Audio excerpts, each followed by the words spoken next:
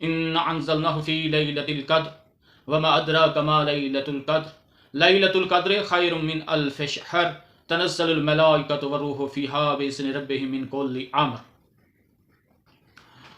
रमज़ान आ रहा है, एक माह का मेहमान आ रहा है। रमज़ानुल मुबारक के फ़ज़ाइल और अमाल,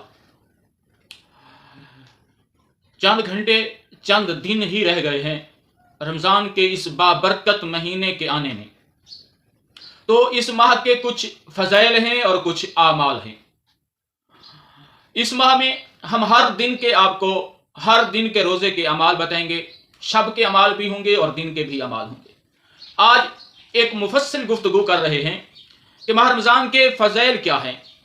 तो सबसे पहले मैं ये बेहतर समझता हूँ कि मैं आपको किताब बता दूँ जिसमें अमाल लिखे हुए हैं।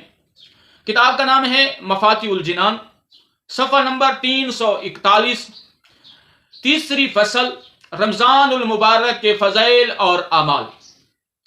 शेख सदूक मोतबर सन्नत के साथ इमाम अली रज़ा अलैहिस्सलाम से और हज़रत ने अपने अबाओ अजदाद के वास्ते से हज़रत अमीरुल मोमिनीन अली इब्न अबी तालिब से रिवायत ली है।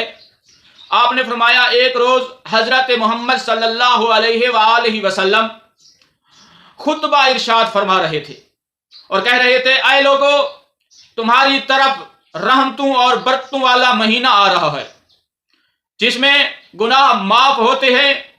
यह महीना खुदा के यहाँ सारे महीनों से अफजल है, तमाम महीनों से बेहतर है, जिसके दिन दूसरे महीनों के दिनों से बेहतर हैं, जिसकी रातें दूसरे महीने की रातों से बेहतर हैं, जिसकी घड़ियां दूसरे महीने की घड़ियों से बेहतर है। यही वो महीना है जिसमें अल्लाह ताला ने तमाम अपने मेहमान नवाजी के लिए मोमिनीन को दावत दी है। देखें, बड़े लोग हमेशा बड़े लोगों को दावत देते हैं, लेकिन करीम खालिक पूरी कायनात से बड़ा है। लेकिन इस माह खुदा करीम मेजबान है हर उस रोजेदार का जो खलूस नियत से रोजा रखता है। तो इमाम अली ने फरमाया, जनाब पैगंबर से रिवायत ली और कहा कि यह महीना ऐसा महीना है जिस महीने में अल्लाह मेजबान है और रोजेदार मेहमान है। फिर दूसरे मकामात पर फरमाया, इस महीने में खुदा ने तुम्हें बुजुर्गी वाले लोगों में शुमार किया। बुजुर्ग का मतलब है नेकुकार लोगों में शुमार किया है। इस माह में सांस लेना, तुम्हारा सांस लेना तस्बीह के बराबर का सवाब रखता है।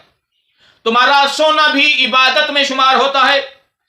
इसमें तुम्हारे अमाल कबूल किए जाते हैं, आपकी दुआएं मंजूर की जाती हैं। बस तुम अच्छी नीयत और बुरी आदतों और बातों से अगर बच कर रहोगे तो अपने दिलों को पाक रखो। इस माह में अपने गुनाह बख्शवाने की कोशिश करो। इस माह में खुदा ताला से सवाल करो, जो तुम्हारे सवाल के जवाब में करीम खालिक हर वक्त लबैक कहता है। और कहा जनाब पैगंबर ने, इस माह को रोजे रखो जो तुम्हारी सेहत के लिए बेहतर है, तुम्हारी दुनियादारी के लिए भी बेहतर है, तुम्हारी आखिरत भी संवार देंगे। फिर करीम खालिक ने कहा कि कुरान की तिलावत करो। कुरान की तिलावत करना इस माह अजीम अजर का बायस होता है।